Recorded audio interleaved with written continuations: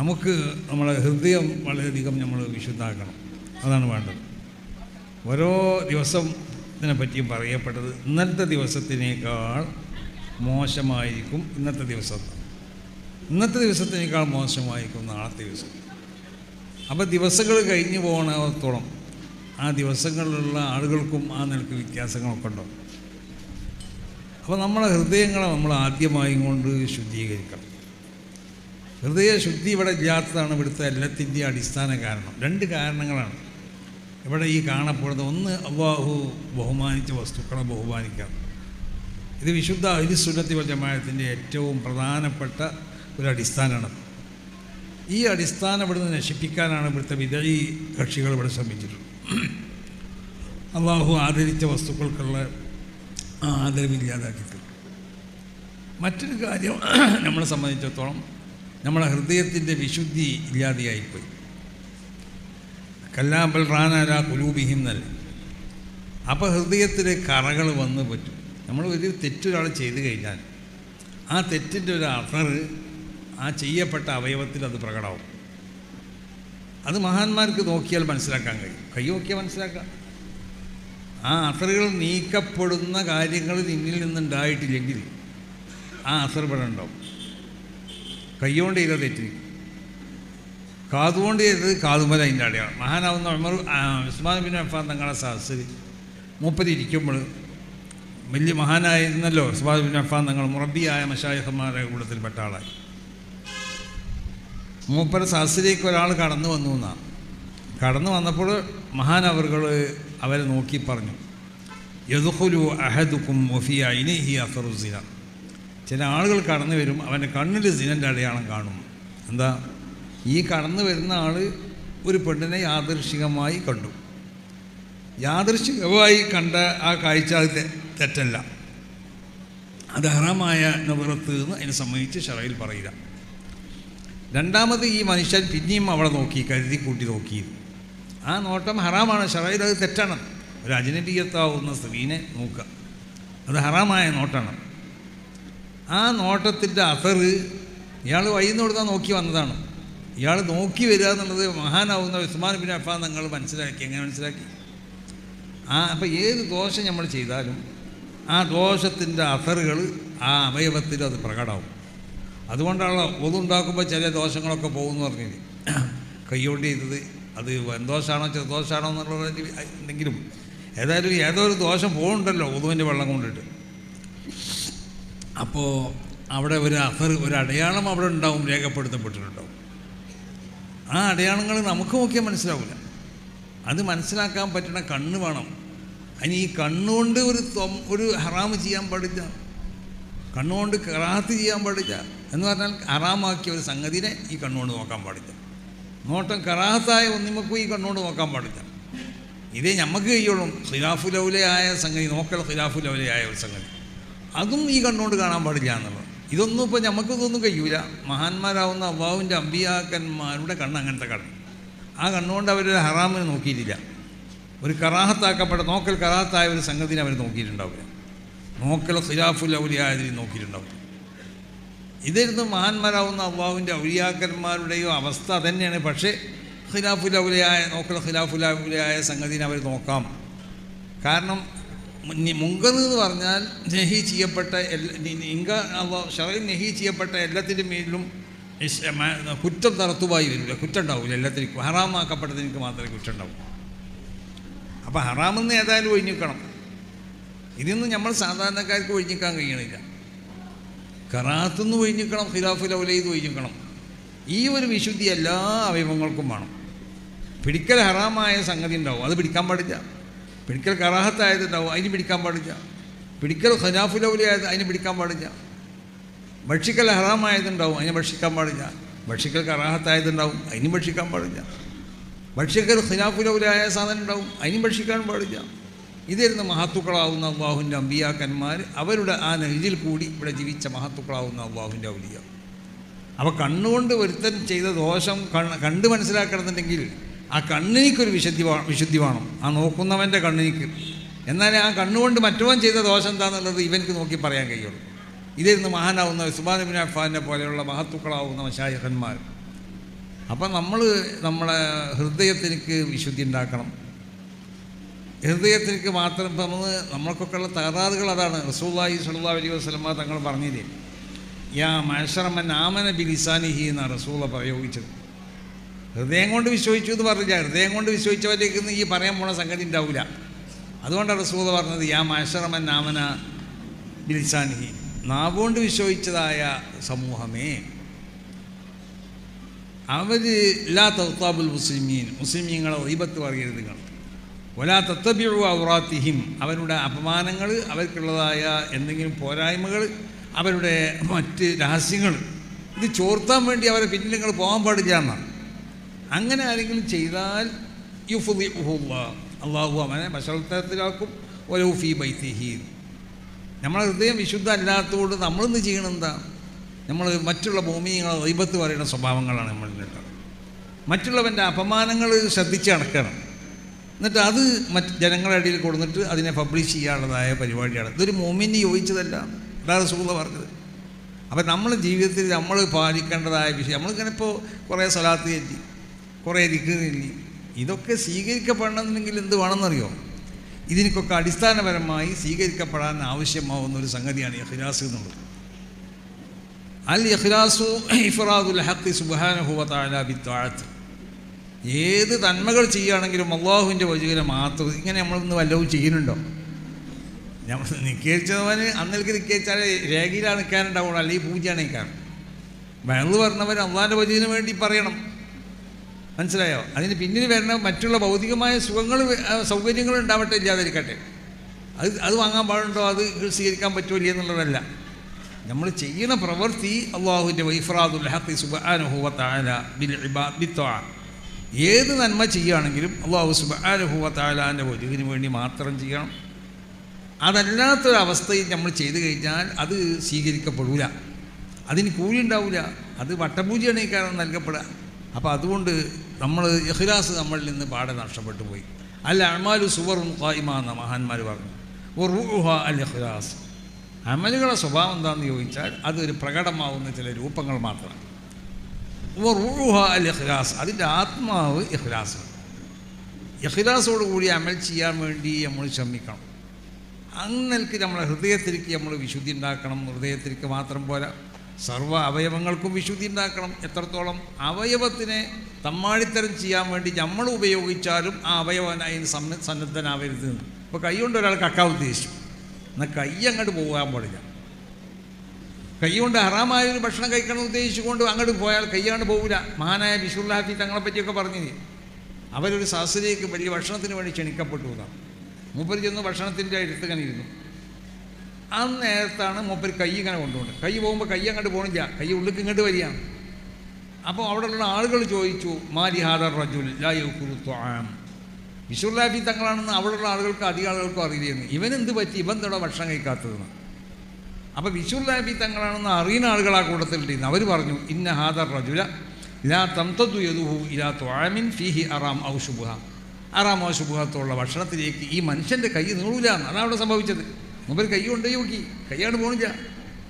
അവയവങ്ങൾ എന്താവരുത്, ഏത് അവയവങ്ങളുണ്ടപ്പോൾ വ്യഭിചരിക്കാൻ ഉപയോഗിക്കണം അവയവം ഉണ്ടല്ലോ, ആ അവയവം അതിന് ഭയപ്പെടില്ല. യഥാർത്ഥ മുഅ്മിൻ്റെ അവയവം. ഹറാമായ സംഗതികൾ ചെയ്യാൻ ഉദ്ദേശിക്കുന്നവനിക്ക് ആ ഹറാമായ സംഗതി ഏത് അവയവം കൊണ്ടാണോ ചെയ്യുന്നത് ആ അവയവം അതിന് ഭയപ്പെടാതിരിക്കുക. ഈ അവസ്ഥ ഉണ്ടാക്കി തീർക്കണം. അതാണ് നമ്മൾ വേണ്ടത്. അപ്പോൾ ആ നിലക്ക് അവയവത്തിലേക്ക് വിശുദ്ധി ഉണ്ടാക്കണം, നമ്മളെ ഹൃദയത്തിലേക്ക് വിശുദ്ധി ഉണ്ടാക്കണം. ഹൃദയത്തിൽ നിന്ന് മഹാന്മാരാകുന്ന ആ സൂഫിയാക്കളുടെ ഭാഷയിൽ പറഞ്ഞാൽ അത്തഹരിയത്ത് വത്തഹരിയത്ത്, മോശമായ സ്വഭാവങ്ങളെ ഹൃദയത്തിൽ നിന്ന് ഒഴിവാക്കുക. അതിൻ്റെ സ്ഥാനത്ത് വിശുദ്ധമായ സ്വഭാവങ്ങളെ പ്രതീക്ഷിക്കുക, മഹ്മൂദത്താവുന്ന സ്വഭാവങ്ങൾ ഉണ്ടാക്കുകയും ചെയ്യുക. ഇത് ഉണ്ടാവണം നമുക്ക്. ഇതില്ലാതെ നമ്മൾ മറ്റുള്ളവൻ്റെ ഇറച്ചി നിന്നാൻ നടക്കുക, മറ്റുള്ളവനെ ഗീബത്ത് പറയാൻ നടക്കുക, മറ്റുള്ളവനെ പറ്റി അതേമാതിരി തന്നെ കളവിൽ നിന്ന് പറ്റ ഒഴിക്കണം. നമ്മളൊക്കെ നാവുകൊണ്ട് എത്ര കളവാണ് നേരം വെളുത്ത് വൈകുന്നേരത്തിൻ്റെ ഇടയ്ക്ക് പറഞ്ഞു കൊടുക്കുന്നത്. അപ്പോൾ എല്ലാ അവയവങ്ങൾക്കും വിശുദ്ധി ഉണ്ടാക്കണം. വിശുദ്ധി ഉണ്ടാക്കണമെന്നുണ്ടെങ്കിൽ അതിന് ഏറ്റവും പ്രധാനപ്പെട്ട അതിൻ്റെ ആയുധം എന്താ? ആ ദിക്റു റുക്നുൻ ഖവിയ്യുൻ ഫീ തരീഖിൽ വുസൂലി ഇലല്ലാഹി തആല എന്നാണ്.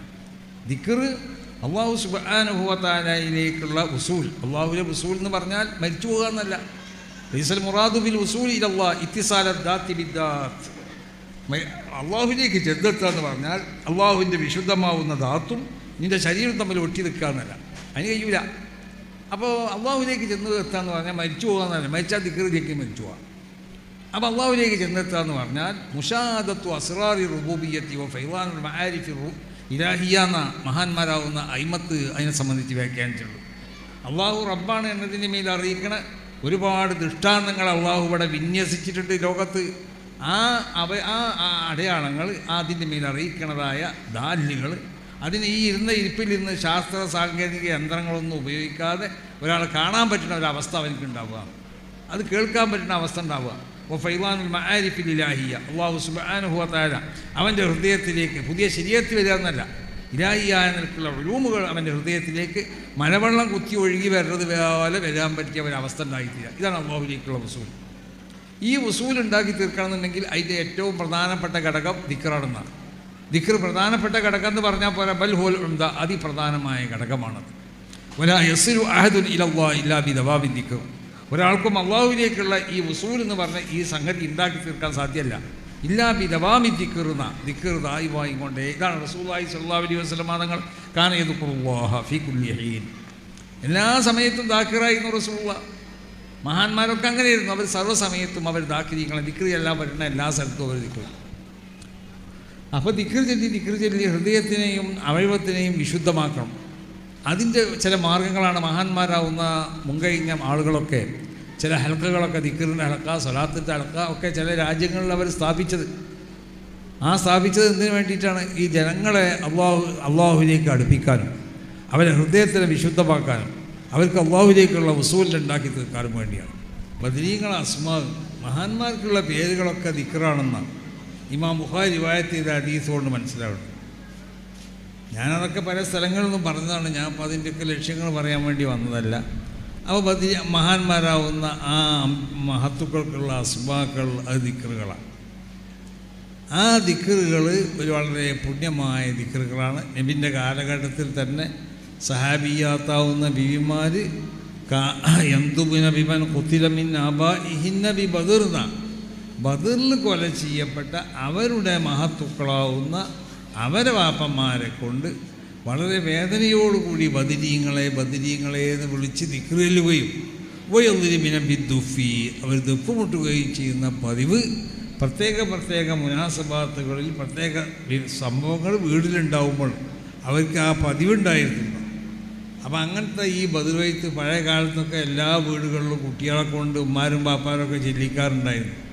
ഇന്ന് നമുക്കൊന്നും അറിയില്ല, അന്ന് വീട്ടിലൊന്നും ചെല്ലണില്ല.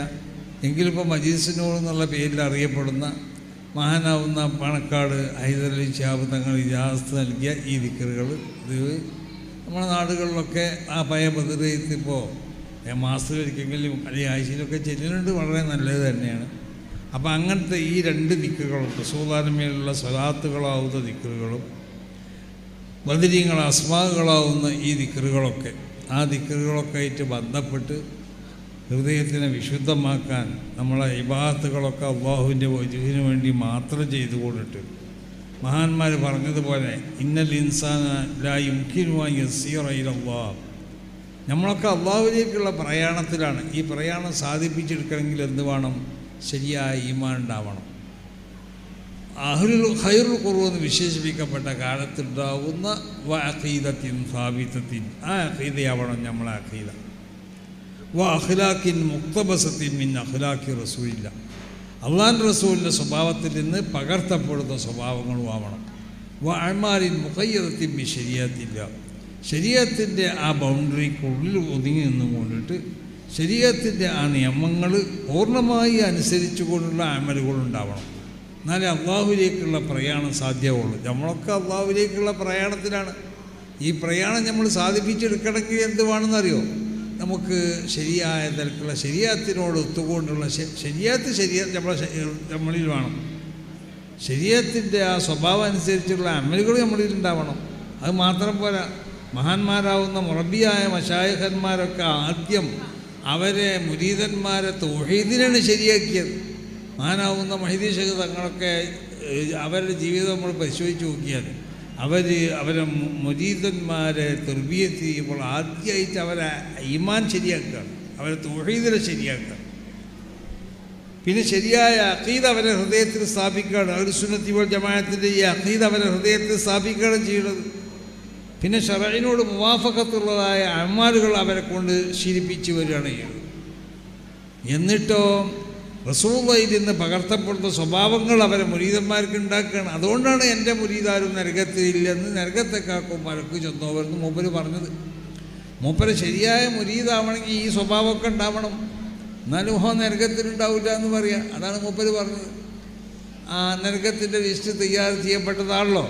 ആ ലിസ്റ്റ് അതിൻ്റെ മേലിൽ ഇത്തിരായി ചെയ്യാൻ അല്ലെങ്കിൽ അതിൻ്റെ മേലിൽ ഇത്തിരായി ചെയ്ത ആളുകളോട് മലായിക്കത്തിനോട് ബന്ധപ്പെട്ടിട്ടോ എന്തോ നിലക്ക് അത് മനസ്സിലാക്കി. അപ്പോൾ മഹാന്മാരാ ശരിക്കുള്ള മുറബിയായ ഷേഖ് എന്ന് പറഞ്ഞാൽ ഷേഖ് എന്ന് പറഞ്ഞത് ഏതെങ്കിലും ആളുകളല്ല. ഷേഖുക ഹുവല്ലദീ അഖ്റജക മിൻ സിജ്നിൽ ഹവാന, തടിൻ്റെ ഇച്ഛയിൽ നിന്ന് എനിക്ക് മോചനം നൽകാൻ ഷേഖിന് കഴിയണം. ഒമാസാല യജുലു മിർആത ഖൽബിക് അത്താ യതജല്ലാ ഫീഹി അൻവാർ റബ്ബിക്, റബ്ബിൻ്റെ പ്രഭകൾ അത് നിൻ്റെ ഹൃദയത്തിൽ അവതരിപ്പിക്കപ്പെടാൻ പറ്റുന്ന നിലക്ക് നിൻ്റെ ഹൃദയത്തെ കടഞ്ഞ് ശുദ്ധീകരിച്ച് തരണം. പിന്നെ ആ പ്രഭകൾ നമ്മളെ ഹൃദയത്തിൽ ഇറങ്ങണം. പിന്നെ ആ പ്രഭകളെ കൊണ്ട് ലോകത്തുള്ള സർവ്വ സംഭവങ്ങളും കേൾക്കാനും മനസ്സിലാക്കാനും അതിനെ ആസ്വദിക്കാനും ഒക്കെ എനിക്ക് കഴിയണം. ഈ അവസ്ഥ എനിക്ക് ഉണ്ടാക്കി തരണം. അതാണ് എൻ്റെ ഷേഖ്. മാത്രമല്ല ഷേഖുക ഹുവല്ലദീ അൻഹളത് ഇലൈക ഇശാറത്തുഹു, ആ ഷേഖിൻ്റെ ഇശാറത്തുകൾ നിന്നിലേക്ക് വന്നുകൊണ്ടേയിരിക്കും. അതുമാത്രമല്ല അവസാനം പറയുന്നത് എന്താണെന്നറിയോ? അങ്ങനെ നിൻ്റെ കൈ പിടിച്ചുകൊണ്ട് അല്ലാഹു സുബ്ഹാനഹു വ തആലയുടെ തിരുസന്നിധിയിലേക്ക് നിന്നെ എത്തിച്ചത് നിന്നോട് പറയാം ആദാ റബ്ബുക്ക് എന്ന് പറയാം, അള്ളാഹുവിനോട് പറയാം ആദാ അബ്ദുക്ക്. ഈ അവസ്ഥ നിനക്ക് ഉണ്ടാക്കി തരാൻ കഴിയണം. ഇവരാണ് മുറബിയായ ഷേഖ്. റസൂൽ ചെയ്തതുപോലെ, അബൂബക്കർ സിദ്ദീഖ് ചെയ്തതുപോലെ, ഉമർ ഇബ്നു ഖത്താബ് ചെയ്തതുപോലെ, ഉസ്മാൻ ഇബ്നു അഫ്ഫാൻ, അലി റളിയല്ലാഹു അവരൊക്കെ ചെയ്തതുപോലെ. അപ്പോൾ ആ നിലക്ക് മഹാന്മാർ ശീലിപ്പിച്ചത് ഇതൊക്കെയാണ്. അമലുകൾ ശരിയായ ശരീഅത്തിനോട് ഒത്തുകൊണ്ട് അമലുണ്ടാവുക, റസൂലുള്ളാഹിൻ്റെ സ്വഭാവങ്ങൾ ജീവിതത്തിൽ പകർത്തുക, ഈമാനെ ശരിയാക്കുക, അഖീദ അഹ്ലുസുന്നത്തി വൽ ജമാഅത്തിൻ്റെ അഖീദ ജനങ്ങളെ ഹൃദയത്തിലുണ്ടാക്കുക. എന്നാലേ അവനെ കൈ പിടിച്ച് സ്വർഗ്ഗത്തിൽ കൊണ്ടുപോകാൻ പറ്റുള്ളൂ. അപ്പോൾ അതുകൊണ്ട് ഇങ്ങനത്തെ ദിക്റുകളൊക്കെ ആയിട്ട് ബന്ധപ്പെടുക. ആ ദിക്റുകളൊക്കെ വളരെയധികം ഇഖ്ലാസോട് കൂടി ചെല്ലുക. ദിക്റുകൾക്കുള്ള ആദാബുകൾ പാലിച്ചുകൊണ്ട് ചെല്ലുക. അതൊക്കെ ദിക്റ് ചെല്ലുമ്പോൾ ആവശ്യമാണ്. അതൊക്കെ അങ്ങനെ ദിക്റ് ചെല്ലും കൊണ്ടിട്ട് ആ ദിക്റിൻ്റെ ലദ്ദത്ത് നമ്മളെ ഹൃദയത്തിലേക്ക് ഇങ്ങനെ ഉണ്ടായിക്കരുത്. അങ്ങനെ ദിക്റ് പിന്നെ നമ്മുടെ ജീവിതത്തിൽ ഒരു ആവേശമാവണം, നമ്മളൊരു പ്രകൃതി സ്വഭാവമാവണം. വേണ്ടാന്ന് വെച്ചാൽ വന്നോണത്. ഇപ്പം നിസ്കരിച്ച് കഴിഞ്ഞാൽ അവിടെ എല്ലാവരും നാവുമ്പോലും വരുന്നുണ്ടല്ലോ, അസ്തഗ്ഫിറുല്ലാഹ് വഅസ്അലുക വാക്കവൽ ജന്ന. ഇതിങ്ങനെ വരുന്ന ശീലിപ്പിച്ച് കഴിഞ്ഞാൽ പിന്നെ വേണ്ടാന്ന് വെച്ചാലും അത് വരും. അപ്പോൾ ശീലിപ്പിച്ച് അതൊരു പ്രകൃതി സ്വഭാവമായിക്കൊണ്ട് അത് നമ്മുടെ ജീവിതത്തിൽ അത് ലയിക്കണം. ആ ഒരു അവസ്ഥ ഉണ്ടാക്കി തീർക്കാൻ വേണ്ടി ഓരോരുത്തരും ശ്രമിക്കാമെന്ന് എല്ലാവരോടും ഉണർത്തിക്കൊണ്ടിട്ട് ഹൃദയത്തിനെ ശുദ്ധീകരിക്കുക, നല്ല മനുഷ്യന്മാരായി കൊണ്ട് ജീവിക്കാൻ വേണ്ടി ശ്രമിക്കുക. സമസ്ത കേരള ജമിയത്തുൽ ഉലമ എന്ന ഈ മഹത്താവുന്ന പ്രസ്ഥാനം അത് വലിയൊരു പ്രസ്ഥാനമാണ്. ആരെന്ത് പറഞ്ഞാൽ മഹാന്മാരാവുന്ന അള്ളാഹുവിൻ്റെ ഔലിയാവ് ഇവിടെ സ്ഥാപിച്ച പ്രസ്ഥാനമാണ്. അവരെ പ്രത്യേക നോട്ടത്തിലാണതുള്ളത്. മനസ്സിലായില്ലേ? അപ്പോൾ ചിലർ പറയും ഇതിനെ ഈ നേരുമ കൂടിയിരിക്കണമെന്നൊക്കെ ചോദിക്കുന്നുണ്ട്. അതൊക്കെ നേരെന്താണെന്നൊക്കെ മനസ്സിലാവാത്ത വിവരമില്ലാത്തവരങ്ങനെ പലതും പറയും. നമ്മളിപ്പോൾ അതിനൊന്നും മറുപടി പറഞ്ഞില്ല. അപ്പോൾ ഏതായാലും മഹത്താവുന്ന ഈ പ്രസ്ഥാനം, ആ പ്രസ്ഥാനത്തിന് 100 വർഷം ഇവിടെ തയ്യാണ്.